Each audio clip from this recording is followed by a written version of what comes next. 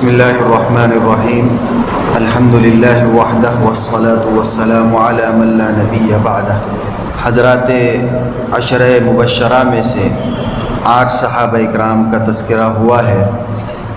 9ویں صحابی ہیں سیدنا سعید بن زید رضی اللہ عنہ۔ حضرت سعید ابن زید رضی اللہ تعالی عنہ یہ بھی عشرہ مبشرہ میں سے ہیں، اور عشرہ مبشرہ کی روایت جو نبی کریم صلی اللہ علیہ وسلم سے بیان فرمائی ہیں وہ حضرت سعید ابن زید رضی اللہ عنہ ہی ہیں۔ آپ ہی نے نبی کریم صلی اللہ علیہ وسلم سے سن کر یہ حدیث بیان فرمائی۔ اس اعتبار سے عشرہ مبشرہ کی اس روایت کے راوی بھی ہوئے سیدنا عمر فاروق رضی اللہ عنہ کے چچازاد بھائی اور بہنوئی تھے۔ چچازاد بھائی بھی تھے اور حضرت عمر فاروق کے بہنوئی بھی تھے۔ قبیلہ بنو عدی قریش ہی کی ایک شاخ ہے، اس قبیلے سے آپ تعلق رکھتے تھے۔ والدہ کا نام فاطمہ ہے جو کہ قبیلہ بنو خزاعہ سے تعلق رکھتی ہے۔ کنیت آپ کی ابو الاعور تھی۔ والد کا نام زید ابن عمرو ابن نفیل، زید ابن عمرو ابن نفیل۔ ان کے والد اپنے زمانے کے دین ابراہیمی کے پیروکار موحد تھے۔ حضرت زید کبھی بھی انہوں نے شرک کو قبول نہیں کیا تھا۔ واقع فیل انہوں نے اپنے آنکھوں سے دیکھا تھا اور اس میں یہ مشاہدہ کیا تھا کہ کیسے اللہ تعالیٰ نے ابابیل کے ذریعے سے ہاتھیوں کے بڑے لشکر کو تباہ و برباد کیا ہے اور اپنے گھر کی حفاظت کی۔ اس منظر کو دیکھنے کے بعد توحید ان کے دل میں اور مضبوطی کے ساتھ بیٹھ گئی تھی۔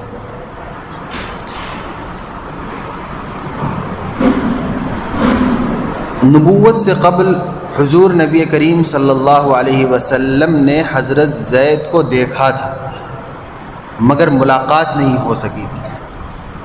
حضرت زید کو نبی کریم صلی اللہ علیہ وسلم نے اپنی آنکھوں سے دیکھا۔ نگاہ نبوت کا پڑ جانا بھی بڑا کمال ہے۔ اگرچہ کہ آپ صلی اللہ علیہ وسلم کو ابھی نبوت عطا نہیں ہوئی تھی، لیکن آپ صلی اللہ علیہ وسلم نے ان کو دیکھا تھا۔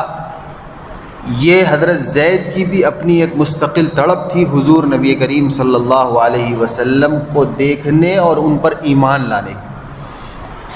چنانچہ تلاش حق میں حضرت زید نے، جو حضرت سعید کے والد ہیں، شام اور عراق کا بار بار سفر کیا، وہاں کے راہبوں سے ملاقات کی، عیسائی پادریوں سے ملاقات کی، لیکن ان کا دل مطمئن نہیں ہو پاتا تھا کہ یہی سچا دین ہے۔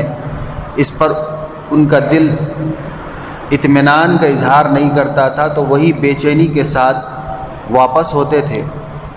کہیں بھی اطمینان نہیں ہوا تو آخر میں وہ کہا کرتے تھے اپنے اللہ کو گواہ بنا کر کہ اے اللہ تو گواہ رہ کہ میں تیرے نبی ابراہیم کے دین پر ہوں، کیونکہ اس وقت حضرت ابراہیم کے دین پر جو جمع ہے وہی موحد کہلایا جاتا تھا۔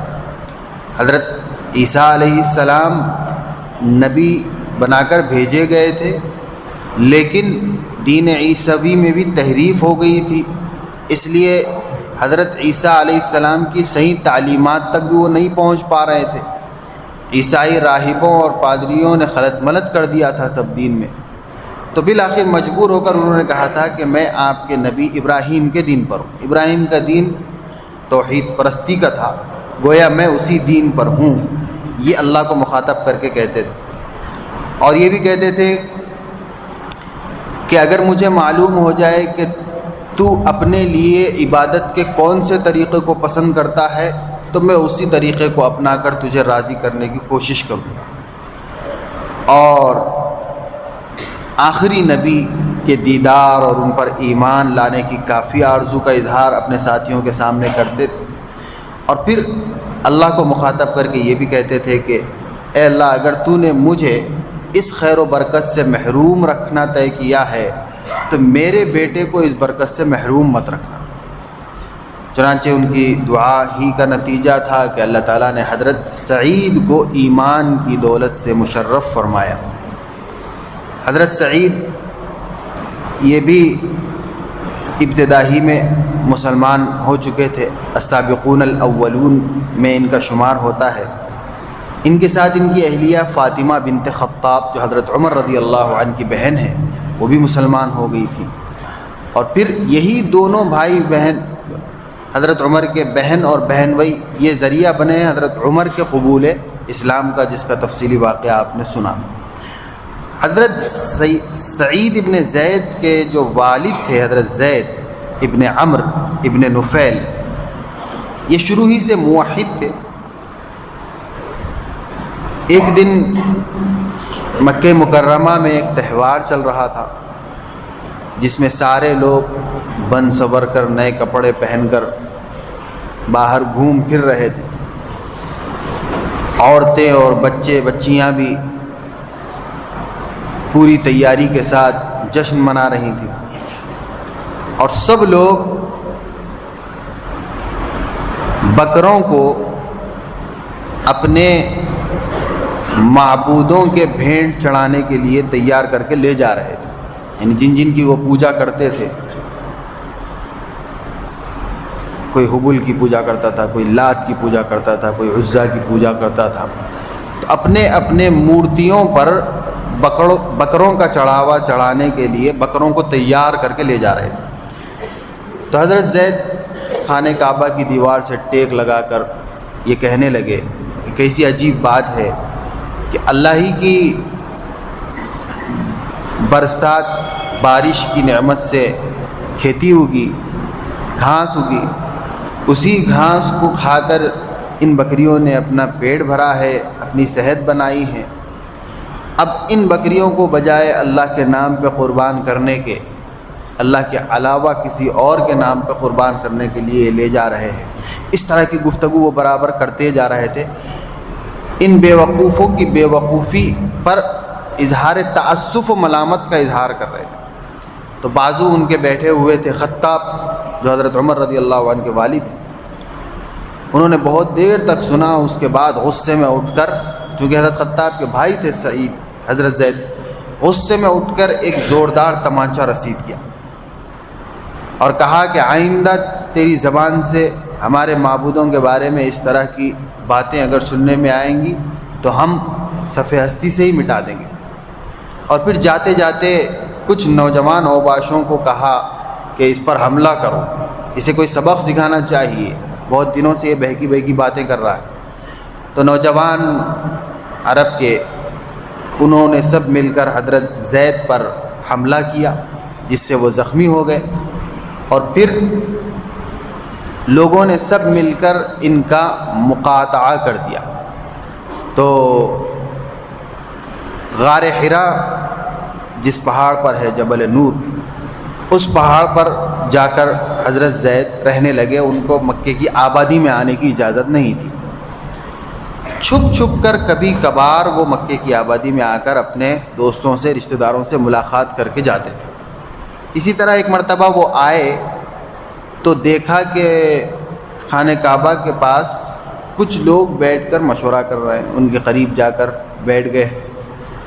تو اس میں حضرت ورقہ بن نوفل اور اسی طریقے سے اور دو افراد تھے، اور حضرت امیمہ بنت عبد المطلب، یہ چاروں بیٹھ کر مشورہ کر رہے تھے اور یہی کہہ رہے تھے کہ عرب کے لوگوں کو کیا ہوا، وہ دین ابراہیمی سے دور ہوتے چلے جا رہے ہیں، جہالت ان میں بہت زیادہ ہو گئی ہے اور طرح طرح کے خرافات اختیار کر چکے ہیں، یہ مشورہ کر۔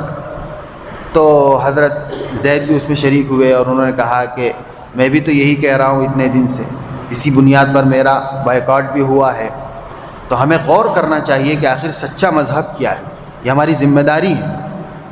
چنانچہ اس کے بعد ان لوگوں نے مختلف رخ کیے اور سچے دین کو تلاش کرنے کی جستجو کی۔ اس میں ورقہ بن نوفل نے عیسائیت اختیار کر لیا کہ یہی سچا دین ہے، اور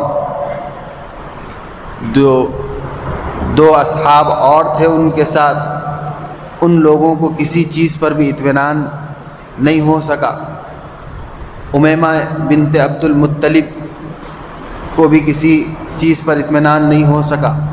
حضرت زید یہ بھی تلاش کرتے رہے مختلف دینوں کو، کافی تلاش کرنے کے بعد ان کے ذہن میں یہی بات آئی کہ دین ابراہیمی پر اپنے آپ کو منوا لینا چاہیے۔ چنانچہ عامر ابن ربیعہ جو ان کے ایک ساتھی تھے، ان کو بلا کر کہا کہ دیکھو میں دین ابراہیمی پر قائم ہوں، ایک اللہ کو مانتا ہوں، اور وہ جو آخری نبی آنے والے ہیں اسماعیلی نبی، وہ نبی اگر میری زندگی میں آ جائے تو میں ان پر ایمان لاؤں گا، تم گواہ رہنا، اور اگر اس سے پہلے میرا انتقال ہو جائے اور تمہیں اس نبی سے ملاقات کا موقع ملے تو میرا سلام ان تک پہنچانا۔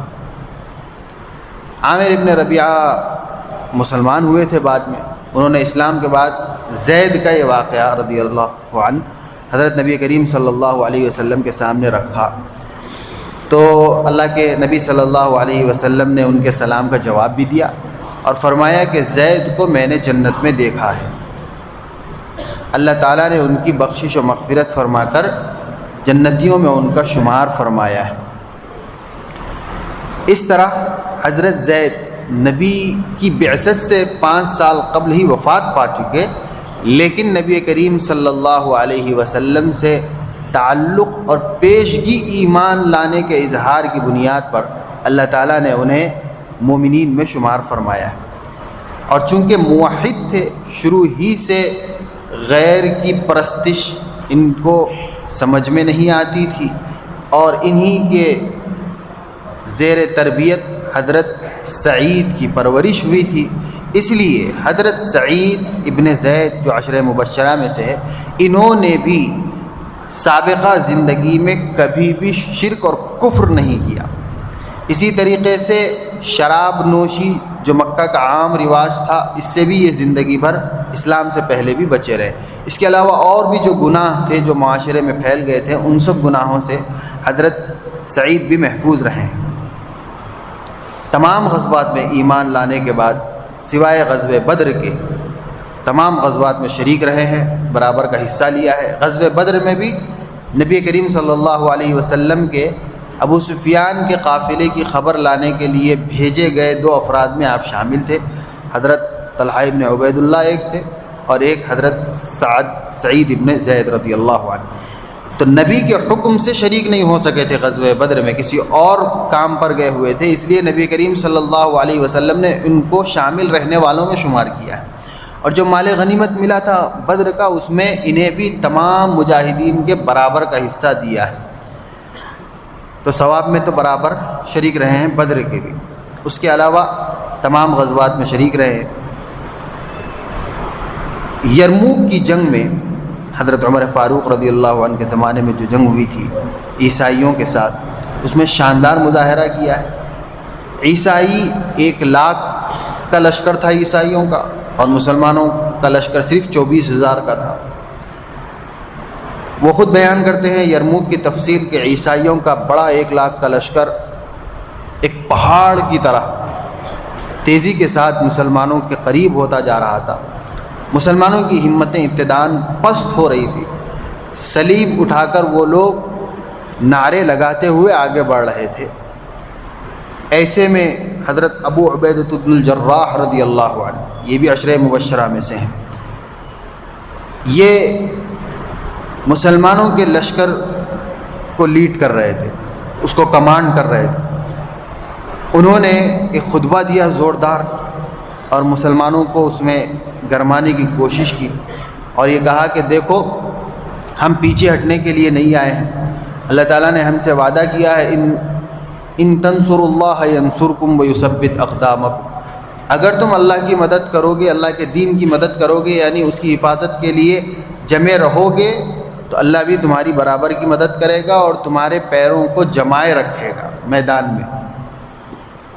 تو کہتے ہیں حضرت سعید کہ ایک مسلمانوں میں سے ایک مجاہد پوری ہمت کے ساتھ تنہا آگے بڑھے، اور انہوں نے کہا حضرت ابو عبیدہ بن الجراح کو مخاطب ہو کر کہ میں عیسائیوں کے اس 1,00,000 کے لشکر سے مقابلہ کرنے کے لیے تیار ہوں، اور مجھے اطمینان ہو چکا ہے کہ میں اس مقابلہ کے بعد مقابلہ کرتے ہوئے شہید ہو جاؤں گا۔ تو میری آج نبی کریم صلی اللہ علیہ وسلم سے ملاقات ہوگی۔ ابو عبیدہ، نبی کو کیا پیغام سنانا ہے بتا دیجئے، کیونکہ میں آگے لشکر سے بھیڑنے کے لیے جا رہا ہوں اور شہادت کی خوشبو میں سن چکا ہوں۔ تو حضرت ابو عبیدہ نے کہا کہ ہاں، نبی کریم صلی اللہ علیہ وسلم کو میرا اور پوری امت کا سلام پیش کیجئے، اور یہ کہیے کہ اللہ کے نبی صلی اللہ علیہ وسلم نے جو وعدے امت مسلمہ کے لیے کیے تھے، امت نے اپنی آنکھوں سے ان کو دیکھ لیا ہے، اور وہ سب چیزیں ہو چکی ہیں جو نبی کریم صلی اللہ علیہ وسلم نے بتائی تھی۔ یہ جواب سننے کے بعد وہ آگے بڑھے اور عیسائیوں کے اس لشکر کے جھنڈ میں گھس کر ان سے مقابلہ شروع کر دیا۔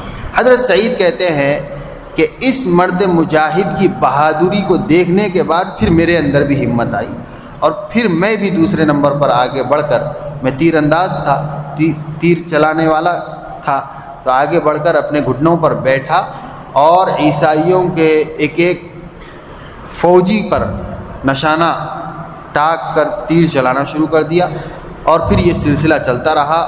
پھر دیکھتے دیکھتے پورے 24,000 کا قافلہ عیسائیوں پر حملہ آور ہوا، اور پھر اللہ تعالیٰ نے اپنے فضل و کرم سے جیت عطا کی، اور 1,00,000 عیسائی ہونے کے باوجود وہ پسپا ہوئے، پیچھے ہٹے، مڑ کر بھاگے، اور مسلمانوں کو اللہ تعالیٰ نے اس میں فتح عطا کی۔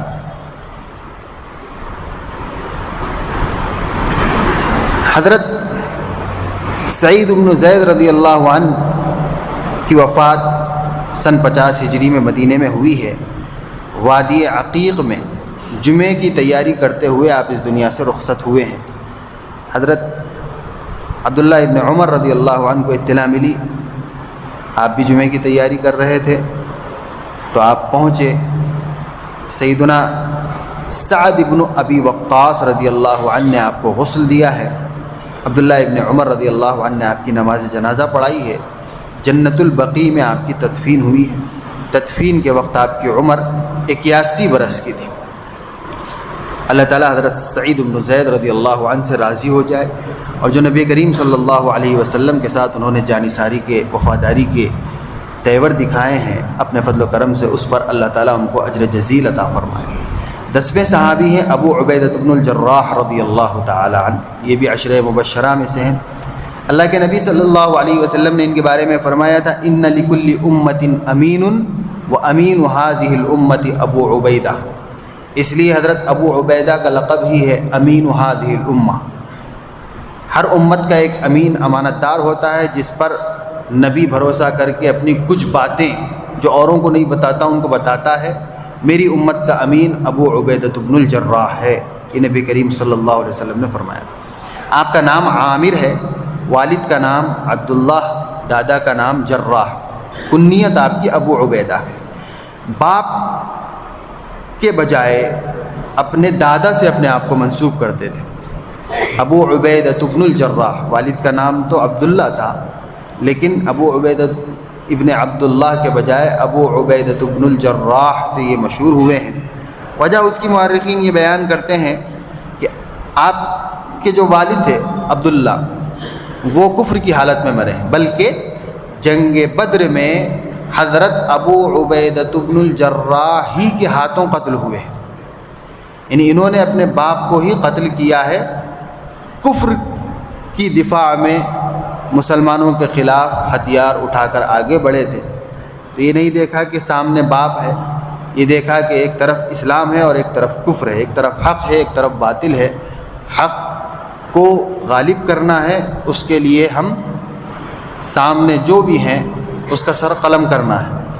تو بہرحال حق و باطل کے احقاق کا عظیم معرکہ تھا جنگ بدر، اس میں حضرت ابو عبیدہ بن الجراح نے اپنے باپ کو قتل کیا۔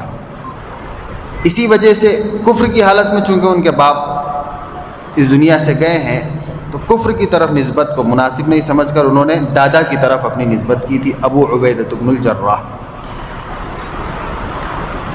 قبیلہ فہر سے تعلق ہے۔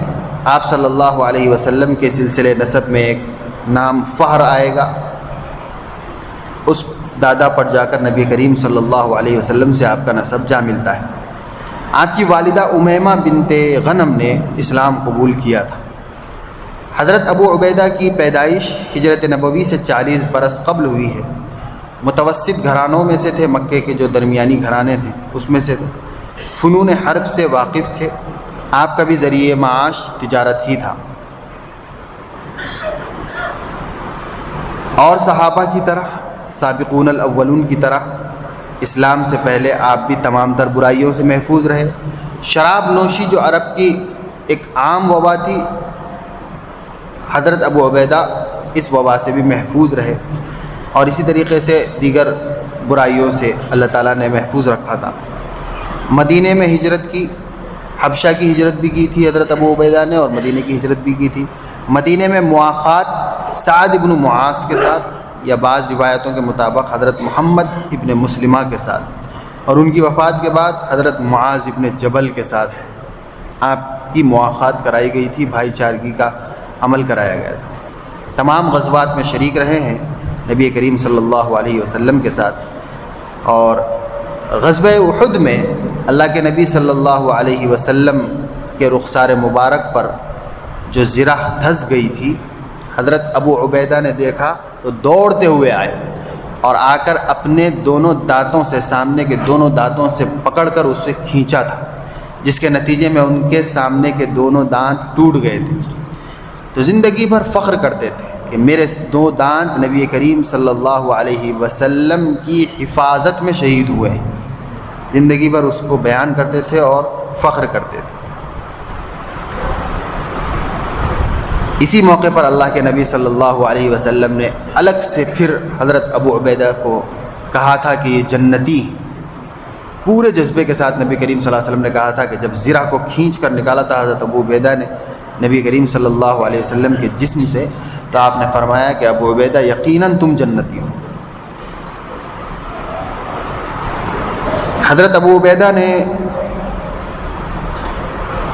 چاروں خلفائے راشدین کے دور میں چاروں پر بیعت کی اور چاروں کا مکمل ساتھ دیا۔ حضرت ابو بکر صدیق کے زمانے میں مرتدین کے ساتھ جو قتال ہوا تھا اس میں حضرت ابو عبیدہ بھی مکمل شامل رہے ہیں، اور اس کے بعد حضرت عمر کے زمانے میں دمشق، شام، فلسطین کے جو علاقے فتح ہوئے تھے، اس کے بعد پھر حیرہ اور آرمینیا، ان سب علاقوں کی فتوحات میں حضرت ابو عبیدہ بن الجراح برابر کے شریک رہے ہیں اور اپنی بہادری کے جوہر دکھلائیں۔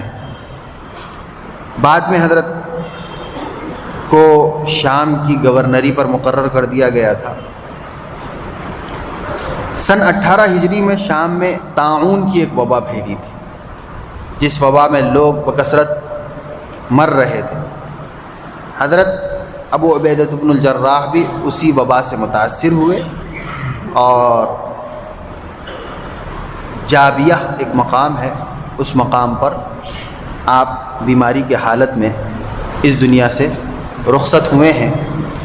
اور حضرت عمر رضی اللہ عنہ، حضرت ابو بکر صدیق رضی اللہ عنہ فرماتے تھے کہ میں اپنے بعد خلافت کا اہل یا تو عمر کو سمجھتا ہوں یا ابو عبیدہ بن الجراح کو سمجھتا ہوں۔ یہ ان کی فضیلت تھی کہ سیدنا ابو بکر صدیق رضی اللہ عنہ کی نگاہ میں حضرت عمر کا جو مقام تھا وہی مقام سیدنا ابو عبیدہ بن الجراح کا تھا، اور حضرت عمر رضی اللہ عنہ نے بھی ان کو وہی مقام دیا۔ وہ کہتے تھے کہ اللہ کے نبی کے پاس ابو عبیدہ تمہارا کیا مقام ہے ہم وہ جانتے ہیں، اللہ کے نبی تمہارے بارے میں، تمہارے اوصاف حمیدہ کے بارے میں ہمارے سامنے تذکرے کیا کرتے تھے، ہم اس کو جانتے ہیں، اس لیے تم دین اسلام کی حفاظت میں وہ سارے کام کر سکتے ہو جس کی امید اللہ کے نبی صلی اللہ علیہ وسلم کو اپنے اصحاب سے تھی، اور اصحاب میں سے خصوصی اصحاب سے تھی۔ اس لیے بہت سے مہموں میں حضرت ابو بکر نے بھی اور حضرت عمر رضی اللہ عنہ نے بھی ابو عبیدہ بن الجراح کو ذمہ داری دے کر ان کی قیادت میں بہت سے مقامات پر بھیجا تھا۔ اور چونکہ غزوہ احد میں ابو عبیدۃ الجراح نے غزوہ بدر میں اپنے والد کا قتل کیا تھا، اپنے کافر باپ کا، اللہ تعالیٰ کو یہ اقدام بہت پسند آیا۔ اللہ تعالیٰ نے قرآن مجید نازل فرمائی حضرت ابو عبیدۃ بن الجراح کی تعریف میں بالخصوص اور جمیع صحابہ اکرام کی تعریف میں بالعموم۔ قرآن کی آیتیں اس وقت نازل ہوئی تھی، لا تجد قوما یؤمنون باللہ والیوم الآخر یوادون من حاد اللہ ورسولہ ولو كانوا آباءهم او ابناءهم او اخوانهم او عشیرتهم اولئک كتب في قلوبهم الایمان وأیدهم بروح منه ويدخلهم جنات تجری من تحتها الانہار خالدین فیها رضی اللہ عنہم ورضوا عنہ اولئک حزب اللہ الا ان حزب اللہ هم المفلحون۔ پوری آیت کا خلاصہ یہی ہے کہ یہ لوگ ایسے ہیں کہ جو دین اسلام کی حمایت اور اس کے غلبے کے لیے محنتیں کرتے رہتے ہیں، اور اس کے مقابلے میں اگر ان کے آبا و اجداد آ جائیں، ان کی اولاد آ جائے، ان کے اپنے آ جائیں، تب بھی وہ اس کی پرواہ نہیں کرتے۔ یہ حضرت ابو عبیدۃ بن الجراح کی شان میں آیت نازل ہوئی تھی۔ اور پھر علی العموم جمیع صحابہ اکرام کے بارے میں اللہ نے فرمایا یہ صحابہ کی جماعت وہ جماعت ہے کتب فی قلوبہم الایمان، اللہ نے ان کے دلوں میں ایمان کو لکھ دیا ہے، وأیدہم بروح منہ، اور ان کی تائید کی ہے روح القدس کے ذریعے سے، اور ان کو اللہ تعالیٰ نے جنت میں داخل کر دیا ہے جس کے نیچے سے نہریں جاری ہوں گی ہمیشہ ہمیش کے لیے، رضی اللہ عنہم ورضوا عنہ۔ یہ اللہ کا ٹولہ ہے اور یہی کامیاب ٹولہ ہے۔ یہ اللہ تعالیٰ نے مہر لگا دی صحابہ اکرام کی جماعت کے بارے میں۔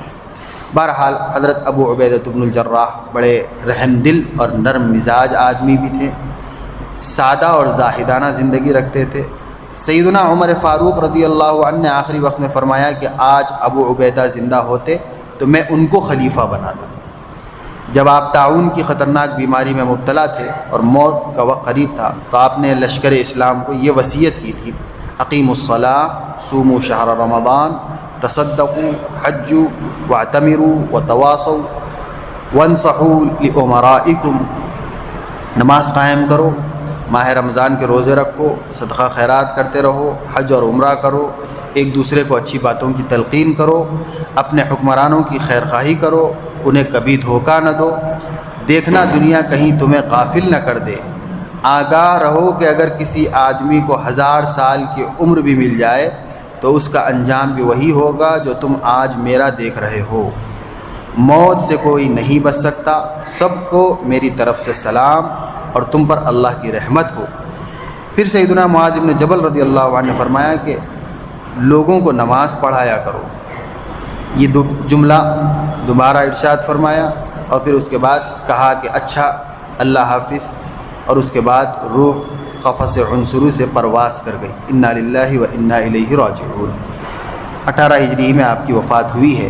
اللہ تعالیٰ اپنے فضل و کرم سے حضرت ابو عبیدۃ بن الجراح رضی اللہ تعالی عنہ کو بھی ان کی خدمتوں کا بہترین بدلہ عطا فرمائے، اجر جزیل عطا فرمائے۔ تمام عشرہ مبشرہ کو اور جمیع اصحاب کرام رضوان اللہ علیہم اجمعین کو اللہ تعالیٰ اجر جزیل عطا فرمائے، اور ہمیں ان کی زندگیوں سے سبق سیکھ کر اپنی زندگیوں کو اسی کے مطابق بنانے کی توفیق عطا فرمائے۔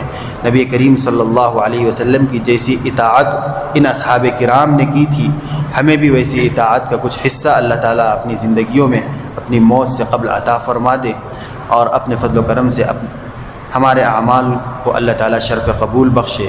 آمین۔ وآخر دعوانا الحمد للہ رب العالمین۔